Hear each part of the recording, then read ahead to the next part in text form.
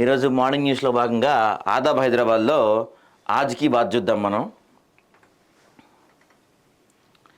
సలాం police అన్న ఎప్పుడు ప్రజలు ఇబ్బందుల్లో ఉన్నా ప్రాణాలకు తెగించి ఎప్పటికప్పుడు మేమున్నామంటూ సేవలు చేస్తూ ప్రాణాలను కాపాడే ప్రయత్నం చేయటంలో మిమ్మల్ని మించిన వారు ఎవరూ లేరు సార్.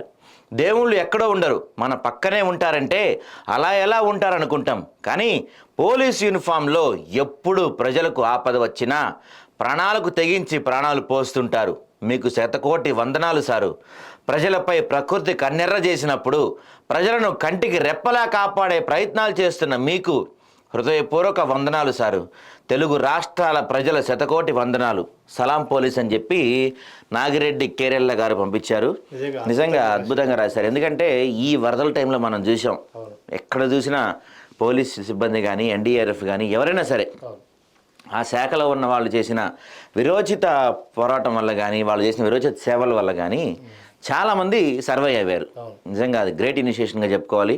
మనం నిజంగా అంటే ఎక్కడో ప్రతి డిపార్ట్మెంట్లో కొందరు అటు ఇటు ఉంటున్నట్టు కాబట్టి పోలీస్ శాఖలో కూడా కొందరు అటు ఇటు ఉంటారు. దానివల్ల మనకు వచ్చిన నష్టం లేదు. కానీ చాలామంది పోలీసుల వల్ల ఇవాళ మనం ఇట్లా ఉన్నామంటే నిజంగా దానికి పోలీస్ శాఖ కారణం. నిజంగా సలాం పోలీస్ అని చెప్పొచ్చు, ఎటువంటి దాంట్లో లేదు. అంటే మనం రావడానికి కారణం ఏంటంటే నిన్న 11 కోట్లు 1 డే శాలరీ కూడా ఇచ్చారు వాళ్ళు. అవును, వరద బాధితుల కోసం కేటాయించారు. ఆ చెక్కుని నిన్న ముఖ్యమంత్రి గారికి అందజేశారు. అవును, సో ఆ విషయం అవును.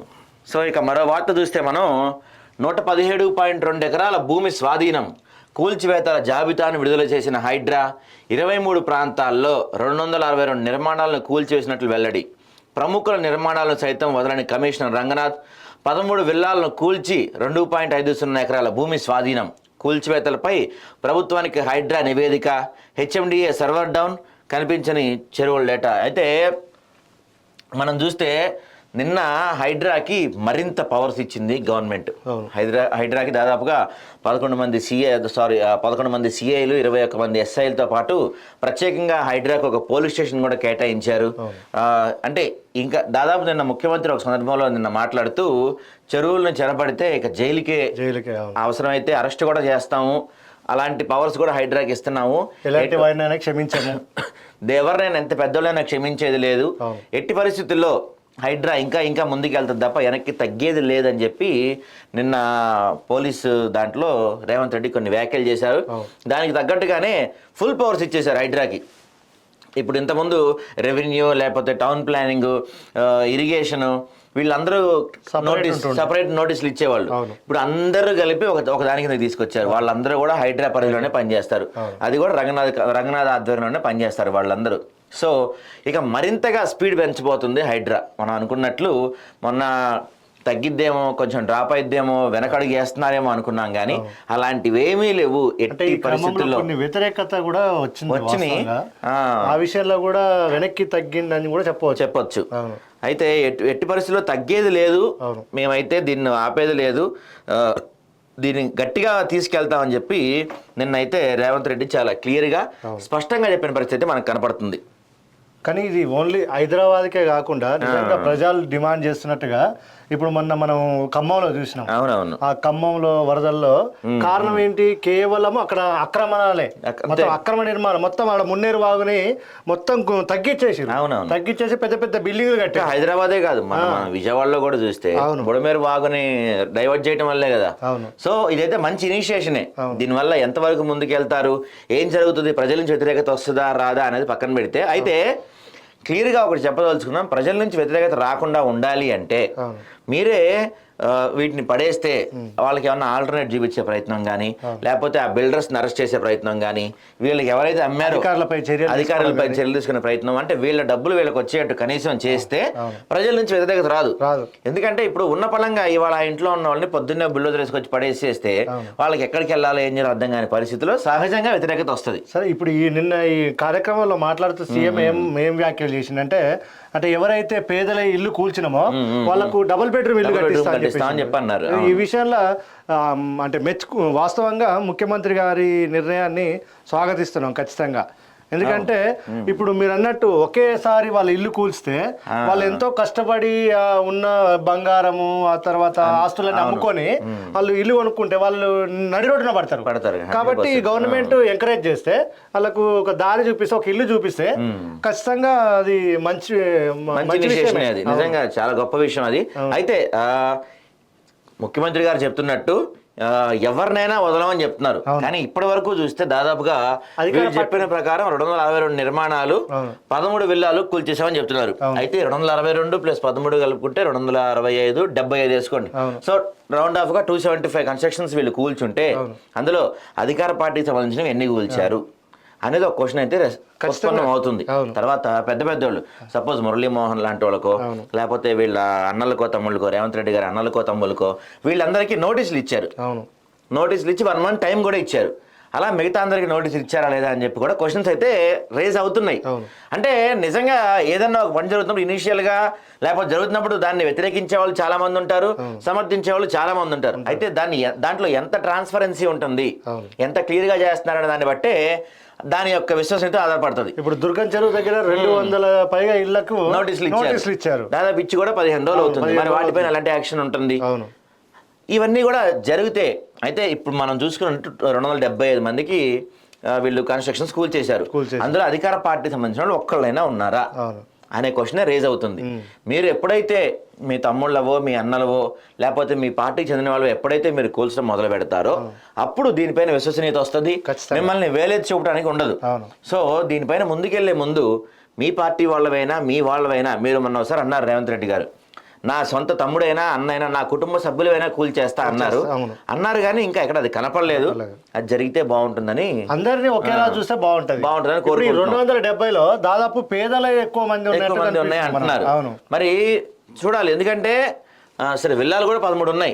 ఓకే, మీరు చెప్తున్నట్టు ప్రతిపక్షాలు పడేస్తున్నారు, ఎవరైనా పడేస్తున్నారు, నాగార్జున కూడా మేము పడేసామన్నారు, బాగుంది. కానీ మీ పార్టీ వాళ్ళవి ఎన్ని బండి ఇప్పటి వరకు అంతే ఒక్కటైనా మీ పార్టీ వాళ్ళు, మీ తమ్ముడిదో మీ అన్నదో లేకపోతే మీ పార్టీకి సంబంధించిన చాలా మంది మంత్రుల గెస్ట్ హౌస్లు ఉన్నాయి, వాటిని కూల్చి మీరు చూపిస్తే హైదరాబాద్ పనిచేస్తుందని చెప్పి అందరూ అనుకునే పరిస్థితి వస్తుంది. దీని విశ్వసనీయత పైన డౌట్స్ రావు. సో ఆ విధంగా చర్యలు తీసుకుంటే మంచిది. ఇక మరో వార్త చూస్తే కేసీఆర్ అవినీతి ఏమైంది, కల్వకుంట్ల ఫ్యామిలీపై చర్యలేవి, కాంగ్రెస్ మౌనం వెనుక అంతర్యం ఏంటి, బీజేపీ అధికారంలోకి వచ్చుంటే కేసీఆర్ అంత చూసేటోళ్ళం, అంకుశం సినిమాలో రామిరెడ్డికి పట్టిన గతే కేసీఆర్కి పట్టేది, రేవంత్ సర్కార్పై కేంద్ర మంత్రి బండి తీవ్ర విమర్శలు.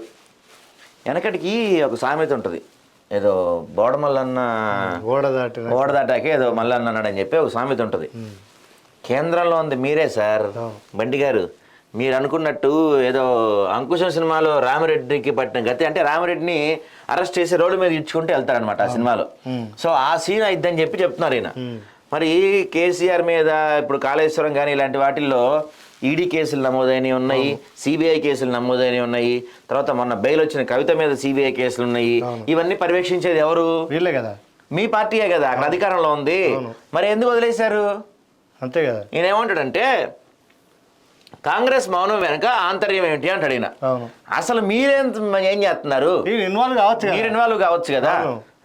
ఇప్పుడు సరే ప్రభుత్వం మారి 9 నెలలు అయింది, మీరు అధికారంలో సెంట్రల్లో కూడా మారి దాదాపుగా మనకి 4 నెలలు అవుతుంది. మరి సెంట్రల్లో మీరే పవర్లో ఉన్నారు, ఏమన్నా యాక్షన్ తీసుకోవచ్చు కదా, ఎందుకు తీసుకోలేదు? గతంలో 2 సార్లు కూడా వీళ్ళే అధికారం కదా, ఇప్పుడు మీరే ఉన్నారు కదా, మీరు యాక్షన్ తీసుకోవచ్చు కదా. మీ వల్ల కాదు, వేరే వాళ్ళని అడుగుతారు. ఒక్కసారి ఎలక్షన్ వచ్చిన టైంలో మన కేంద్ర మంత్రులు వచ్చినప్పుడల్లా ఈ ఎవరు కాళేశ్వరము కేసీఆర్ ఏటీఎం అయింది,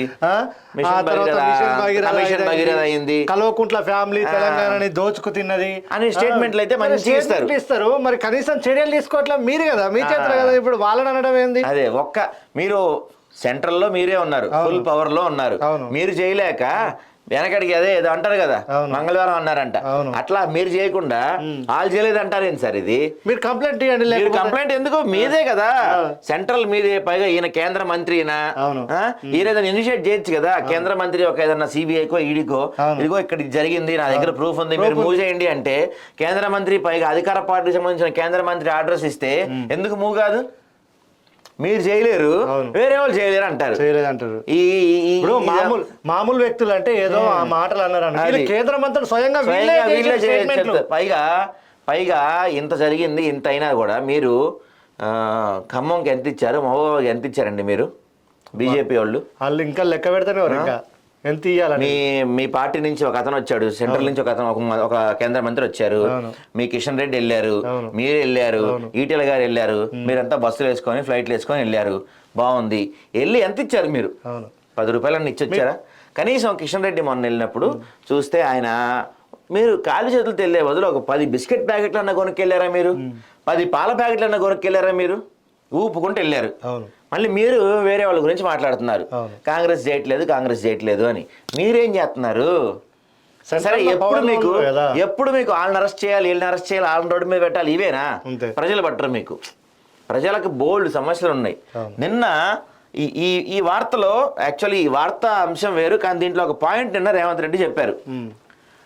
కడుపు కట్టుకొని 18,000 కోట్లు రుణమాఫీ చేశామని చెప్పి రేవంత్ రెడ్డి నిన్న సందర్భంగా వ్యాఖ్యానించారు. అంటే హెన్స్ ప్రూవ్డ్, ఇక్కడ సాక్షాత్తు ముఖ్యమంత్రి 18,000 కోట్ల రుణమాఫీ అయిందని ఒప్పుకున్నారు నిన్న. దాని గురించి ఒక్కసారన్నా మాడారా సార్ మీరు? మాట్లాడలే. బండి గారు, దాని గురించి ఒక్కసారన్నా మాడారా?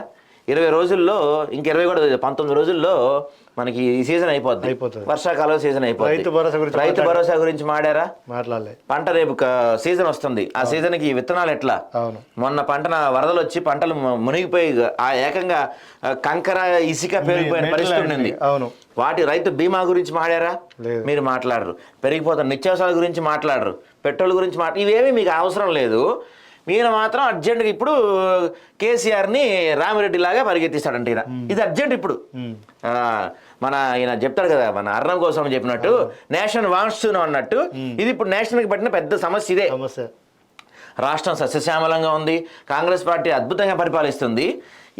ఈ స్టేట్మెంట్ చూస్తే మనకేమనిపిస్తుందంటే నిజంగానే కాంగ్రెస్ బీజేపీ కుమ్మక్కాయ ఉన్నాయా అనిపిస్తుంది. ఎందుకంటే వాళ్ళ తప్పులు కప్పించడానికి వీళ్ళని ఎందుకు లాక్కొస్తున్నారు? ఇప్పుడు అయిపోయింది, బీఆర్ఎస్ తప్పులు చేసింది, స్కాములు చేసింది, ప్రజల్ని పట్టించుకోలేదు, సర్వం చేసింది. వాళ్ళకి 0 ఇచ్చి ప్రజలు లెఫ్ట్ లెగ్తో తన్నారు, పక్కన కూర్చోబెట్టారు. ఆఖరికి అసెంబ్లీ ఎలక్షన్స్లో చవదెబ్బ తిన్నారు, పార్లమెంట్ ఎలక్షన్స్లో కోలుకోలేని చవదెబ్బ తిన్నారు. ప్రజలు వాళ్ళకి ఏం చేయాలో చేసేసారు, అయిపోయింది. సరే, ప్రభుత్వం తరపున అంటే చట్టం చేయాల్సిన పని చట్టం చేస్తుంది. కేసులు మూవ్ అవ్వాల్సినవి ఉంటే కేసులు అయితే ఈ కోర్టులు, జైళ్ళు అన్నీ అవి చట్టం పని తను చేసుకుంటూ పోతుంది. మీరేం చేస్తున్నారు ఇక్కడ? మీకు కూడా 8 మంది ఎంపీలు 8 మంది ఎంపీలు ఉన్నారు, 8 మంది ఎమ్మెల్యేలు ఉన్నారు. మీరేం చేశారు ఇక్కడ? ఒక్క ప్రజా సమస్య గురించి అయినా మాట్లాడారా?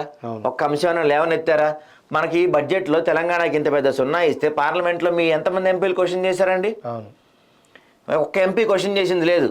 ముంపు మండలాలు, మన భద్రాచలం దగ్గర అప్పుడు ఏపీలో కలిసిన మండలాలు తిరిగి తీసుకురావాలని చెప్పి మీరు ఎంతమంది ఎంపీలు అడిగారు? ఒక్కళ్ళు అడగరు మీరు.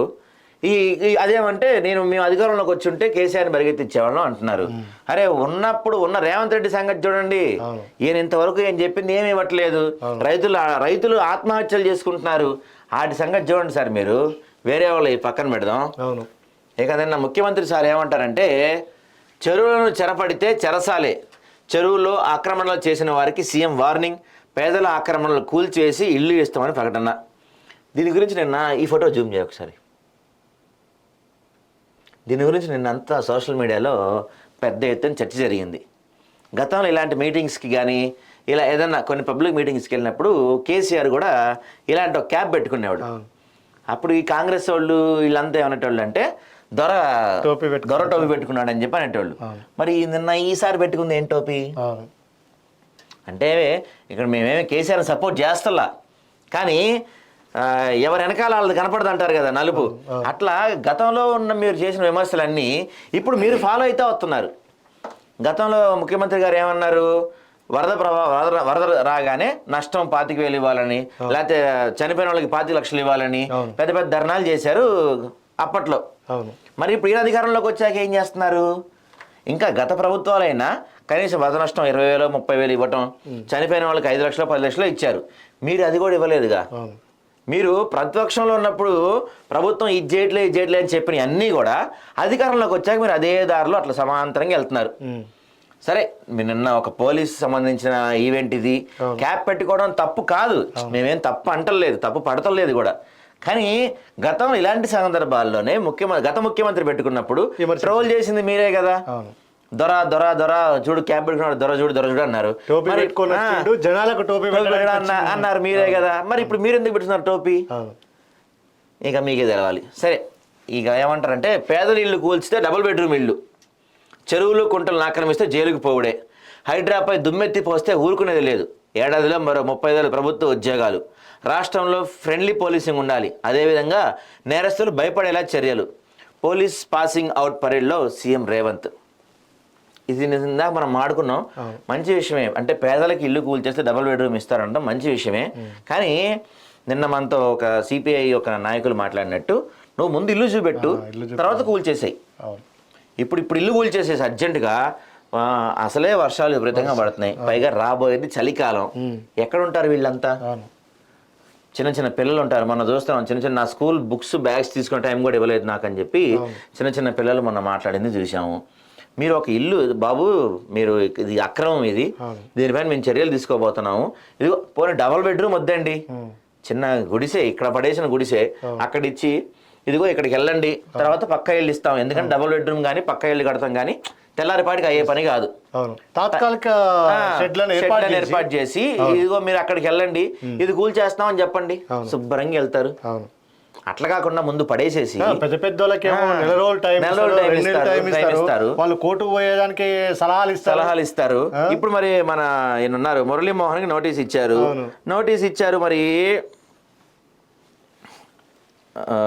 నోటీస్ ఇచ్చారు. కానీ మురళీమోహన్ పై అదే ఇంకొకళ్ళకు అట్లా ఐ మీన్ ఈ పేదలకు టైం ఇస్తే బాగుంటుంది. అట్లా అక్రమ కట్టడం ఉంటే వాళ్ళకి ఎంత టైం ఇస్తున్నారు? మురళీమోహన్కి 1 month టైం ఇచ్చారు, నోటీస్ ఇచ్చారు, ఆయన స్పందించారు, నేను ఏదో చేస్తా అని చెప్పారు, చేస్తున్నారు, బాగానే ఉంది, అంతవరకు బాగానే ఉంది. కానీ మిగతా వాళ్ళకి అట్లా టైం ఎందుకు ఇవ్వట్లేదు మీరు? మిగతా వాళ్ళు ఉన్న పళ్ళంగా ఎందుకు కూల్చేస్తున్నారు? వాళ్ళు పేదలు ఎవరికైనా ఒకటే రూల్ కదా ఉండాల్సింది మనకి.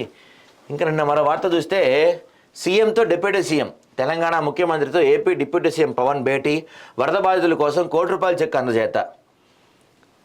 ఈ వార్త చూస్తే నాకు యాక్చువల్గా మీకు రోజు చెప్తాం మేము, మా ఛానల్లో కొన్ని పదాలు వాడం మేము, కానీ ఆ పదాలు నాకు ఎందుకో వాడాలనిపిస్తుంది. ఆయన పక్క రాష్ట్రానికి డిప్యూటీ సీఎం ఈ రాష్ట్రం దగ్గరికి వచ్చి ముఖ్యమంత్రి ₹1 ఇచ్చి వెళ్ళాడు. ఈ రాష్ట్రంలో ఉన్న గతంలో పరిపాలించిన కేంద్ర మంత్రులు కావచ్చు, ఇప్పుడు పరిపాలిస్తున్న కేంద్ర మంత్రులు కావచ్చు, రాష్ట్ర మంత్రులు, ముఖ్యమంత్రి కుమారులు, వీళ్ళంతా 1 నెల రోజుల జీతం 2 నెలల జీతం ఇచ్చారు. సపోజు కేటీఆర్ గారు 2 నెలల జీతం ఎంత ఉంటుందండి? 10 లక్షలు ఉంటుంది. అంటే 2 నెలల జీతం తప్ప ఇవ్వలేని పేద స్థితిలో ఆయన ఉన్నారు. ఒక చిన్న యాక్టర్ కూడా ఇచ్చారు 5 లక్షలు 10 లక్షలు. అనన్య నాగల్ అనే చిన్న పెద్ద సినిమాలు కూడా ఏం చేయలేదు, 5 లక్షలు ఇచ్చింది. ఈ పక్క రాష్ట్ర డిప్యూటీ సీఎం వచ్చి ఇక్కడ ₹1 ఇచ్చి వెళ్తే మీరు అంటే ఈ సందర్భంలో ఈ వ్యాఖ్య చేయటం తగదు అనిపించినా చేస్తున్నా. గతంలో మీరు విమర్శించారు ఏమని? తెలంగాణ వచ్చి నాకు ఇష్టం లేదు, తెలంగాణ వ్యతిరేకి, తెలంగాణ వచ్చిందని చెప్పి 9 రోజులు ఇంట్లో కూర్చొని ఆనందం ఉన్నాడు, తెలంగాణ శత్రువు, అది ఇది అని మీరు రకరకాల మాటలు మాడారు. సరే, ఓ రకంగా మీరు చెప్పింది ఏం పని, సినిమా వాళ్ళని ఇక్కడ తరిమి కొడతామని చెప్పి అన్నారు. సరే, అంతా బాగానే ఉంది. మీరు అన్నట్టు నేను తెలంగాణ వ్యతిరేకే, తెలంగాణ పచ్చి శత్రువిన, కరెక్టే, అంతా బాగుంది. కానీ తెలంగాణ కష్టం వచ్చినప్పుడు వచ్చి ₹1 ఇచ్చాడు ఆయన.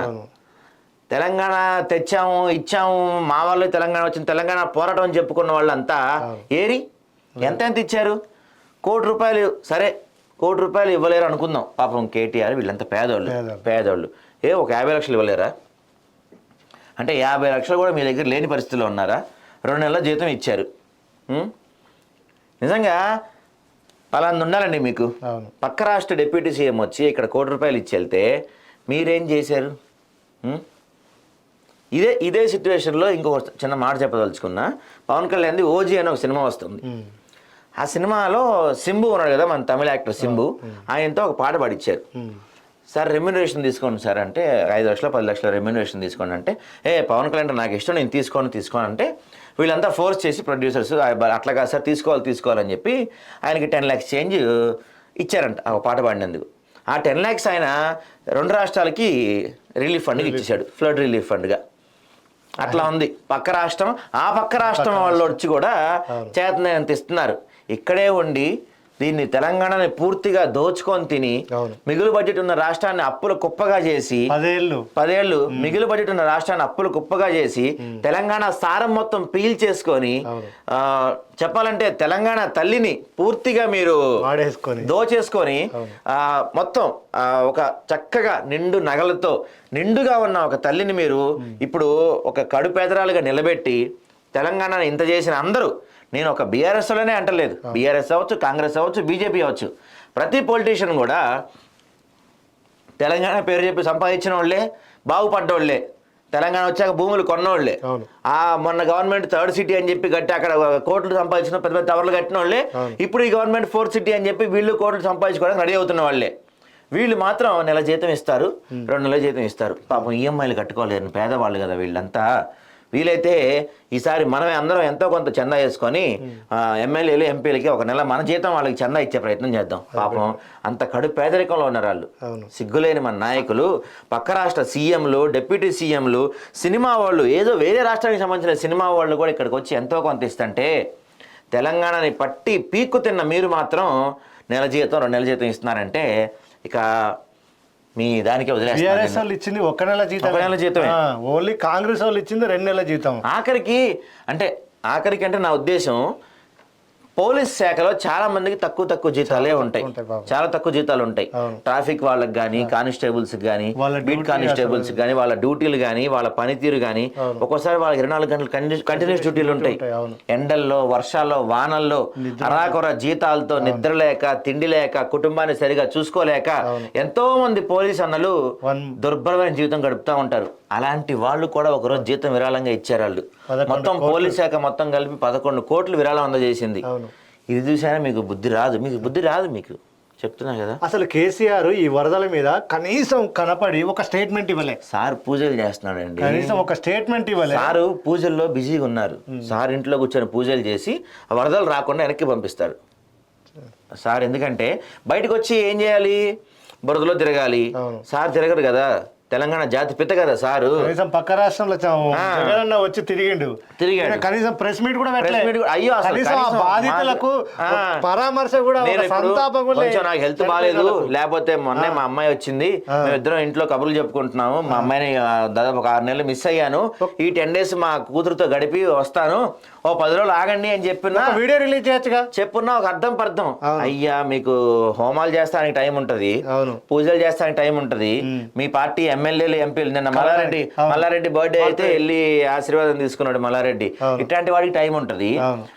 మిమ్మల్ని నమ్మి 9 సంవత్సరాలు మిమ్మల్ని అధికారంలో కూర్చోబెట్టిన ప్రజలు వరదల్లో కొట్టుకుపోతే మీకెందుకు, సునామీలో కొట్టుకుపోతే చస్తే మీకెందుకు, 30 మంది చనిపోయారు మీకెందుకు, అరే హోమాలు చేసుకోవాలి, మీరు పూజలు చేసుకోవాలి, బర్త్డే పార్టీలు చేసుకోవాలి, ఆ బిజీలో మీరు ఉంటారు. కేసీఆర్ కానీ కేటీఆర్ కానీ సరే వీళ్ళంతా అంత జీతం 2 నెలల జీతం, నెల జీతం ఇచ్చారు. కేసీఆర్ వచ్చి అరే ఖమ్మం ప్రజలకు నేను వచ్చి నిలబడతా, అక్కడికి వస్తా, నేను నా ఆరోగ్యం బాగాలేదు, నా కూతుర్ని పంపిస్తున్నా, నా కొడుకుని పంపిస్తున్నా, అక్కడ ఉంటాడు. ఇప్పుడు నాది ఒక డౌట్ అండి, కేటీఆర్ గారు అమెరికా వెళ్ళారు, మంచిదే కాదంటలేదు, ఏదో పని మీద వెళ్ళారు. ఎన్ని రోజులు వెళ్ళారు? దాదాపు 10 రోజులు అయిపోతుంది, 10 రోజుల పైనే అవుతుంది. నిజంగా అక్కడ ఉండి వరుసగా ట్వీట్లు చేశారు మీరు, నిన్న కూడా చేశారు, నా రాష్ట్రం ఖమ్మం అట్ట అయిపోతుంది, మావు ఎట్ట అయిపోతుంది, అక్కడ ట్వీట్లు చేశారు. ఇప్పుడు మీరు అమెరికా పర్యటన అర్ధాంతరంగా ముగించుకొని ఖమ్మం మహబూబాబాద్ వస్తే ఒక 1000 కోట్ల నష్టం ఏమైనా జరుగుద్దా ఎవరికన్నా? పోనీ మీరేమన్నా రాష్ట్రానికి పెట్టుబడులు తెస్తానికి మొన్న ముఖ్యమంత్రి రేవంత్ రెడ్డి వీళ్ళు వెళ్ళట్టు, పోనీ మీరు అధికారంగా వెళ్ళి రాష్ట్రానికి ఒక 1000 కోట్లు పెట్టుబడో లేకపోతే 1,00,000 కోట్ల పెట్టుబడి తెస్తానికి నేను వెళ్ళాను, సరే ఇప్పుడు రాలేని పరిస్థితుల్లో ఉన్నా అంటే అరే సరే పాపం రాలేని పరిస్థితిలో ఉన్నారు, ఓకే అనుకోవచ్చు.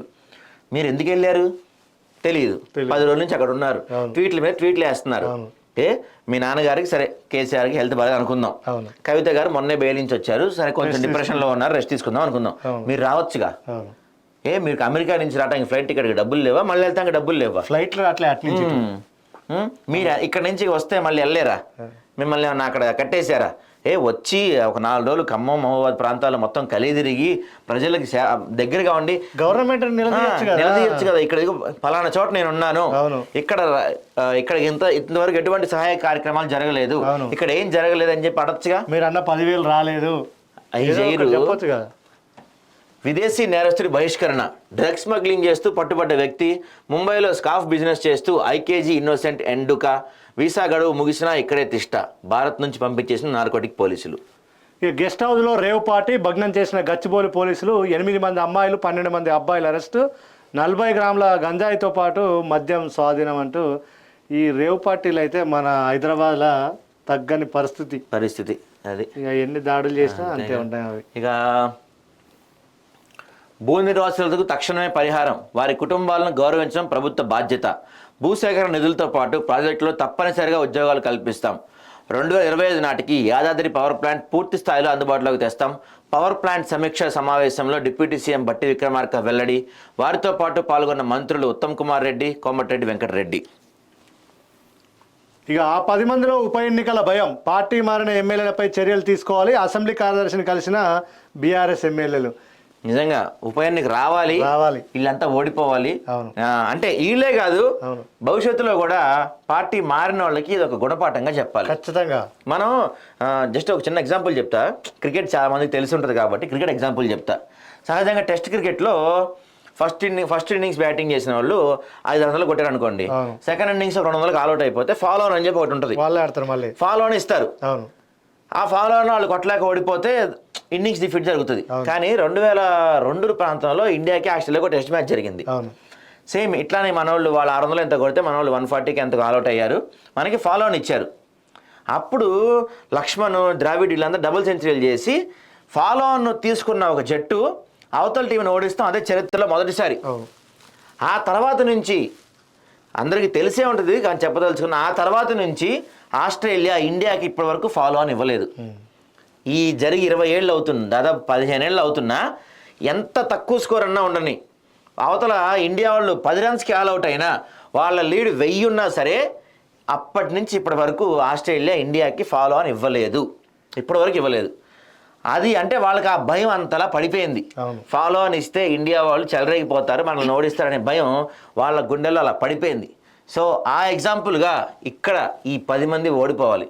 మరోసారి ఎవడన్నా పార్టీ మారాలంటే అమ్మో పార్టీ మారితే జనం తిరగబడతారు, ఖచ్చితంగా ఓడిస్తారు అనే ఒక మెసేజ్ వీళ్ళకి బలంగా వెళ్ళాలి. ఖచ్చితంగా వీళ్ళు ఈ వచ్చే ఉప ఎన్నికల్లో 100 కాదు 1000 కోట్లు ఖర్చు పెట్టినా సరే జనానికి మా విజ్ఞప్తి, పార్టీ మారిన వాళ్ళని తరిమి కొట్టండి. ప్రచారానికి వచ్చినా సరే ఎందుకు వచ్చావు, నీకు ఓటేసానా నేను, నువ్వు ఎందుకు వచ్చావు అనే స్థాయిలో వాళ్ళు నిలదీసి వాళ్ళని పంపేసే ప్రయత్నం చేయండి. అయితే ఇక తర్వాత మనం ఇంకో చూస్తే రాహుల్ వ్యాఖ్యలపై సిక్కు సంఘాల ఆందోళన. సిక్కులను అవమానించిన రాహుల్ వ్యాఖ్యలు వెంటనే క్షమాపణ చెప్పాలని పలు సంఘాల డిమాండ్. రాహుల్ ఇంటికి ర్యాలీగా వెళ్లి ప్లకార్డులతో నిరసన.